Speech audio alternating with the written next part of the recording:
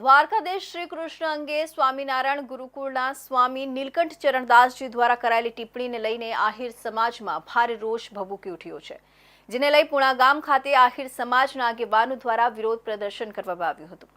જ્યારે આહિર સમાજ ગુજરાત પ્રમુખ અગ્રણીએ નીલકંઠ સ્વામીની વિચારધારાને અધાર્મિક અને રાક્ષસી ગણાવી હતી।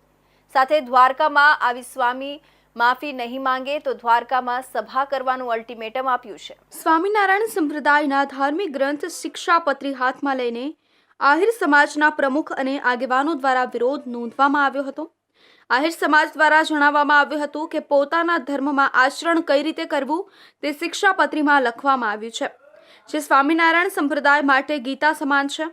આ શિક્ષાપત્રીમાં ખૂબ સ્પષ્ટ વ્યાખ્યાનો ઉલ્લેખ કરવામાં આવ્યો છે। શ્લોક નંબર 39 થી શ્લોક નંબર 64, શ્લોક નંબર 101 અને શ્લોક નંબર 102 માં ભગવાન કૃષ્ણ સર્વોપરી છે, જગતના બાપ અને જગતના ઈશ્વર શ્રી કૃષ્ણ ભગવાન છે તે ઉલ્લેખ છે। ત્યારે નીલકંઠ સ્વામીએ સનાતન ધર્મને ઠેસ પહોંચે તેવી વાત કરી છે। અખિલ આહિર સમાજ ગુજરાત પ્રમુખ અગ્રણી R.H. હડિયા એ જણાવ્યું હતું કે સનાતન ધર્મ કરોડો લોકોની આસ્થા અને શ્રદ્ધા છે। કોઈ સ્વામી પોતાના કથાના મંચ પરથી એવું હલકું વાણી વિલાસ કરે છે જેના વિચારધારામાં આસુરી વૃત્તિ છે। વેડ રોડના નીલકંઠ ચરણ સ્વામીને હું કહેવા માંગુ છું કે તમારી પ્રવૃત્તિ અધાર્મિક છે અને વિચારધારા રાક્ષસી છે। ભગવાન કૃષ્ણ જે જગદીશ સ્વરૂપ છે તેમની સામે તમે એમને નીચા બનાવવાની કોશિશ વાણી વિલાસથી કરો છો તે કોઈ પણ રીતે સહન કરવામાં આવશે નહીં।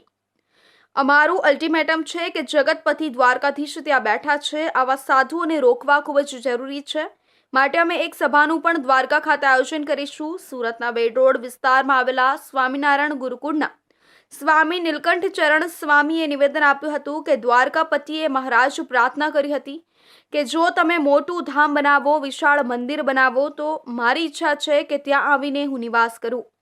સ્વામીના આ નિવેદનને આહિર સમાજે દ્વારકાધીશ શ્રી કૃષ્ણના અસ્તિત્વ અંગે અનાદરજનક ગણાવી તેની સામે વિરોધ પ્રદર્શન કર્યું હતું। વિરોધ પ્રદર્શન દરમિયાન આહિર સમાજના લોકો હાથમાં શિક્ષાપત્રી લઈ અને સૂત્રોચ્ચાર કરી પોતાનો આક્રોશ વ્યક્ત કર્યો હતો।